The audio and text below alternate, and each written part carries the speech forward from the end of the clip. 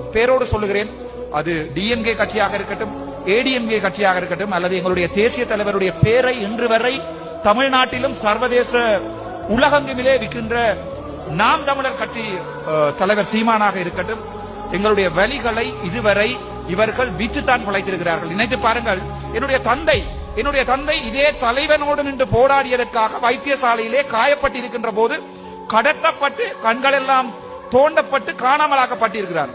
So எங்களுக்கு எப்படி வழி இருக்கும்னு யோசிச்சு பாருங்க. நான் பிறந்த நாட்கள்ல இருந்து வாழ்ந்த எங்களுக்கு எங்களுடைய இனத்தின் விடுதலை என்கின்ற ஒரு விடயத்தை சீமான் போன்ற ஒரு சில அரசியல்வாதிகள் விற்று பிழைக்கின்ற போது எங்களுக்கு அது எவ்வளவு கவலையாக இருக்கும் என்று யோசிச்சு பாருங்கள்.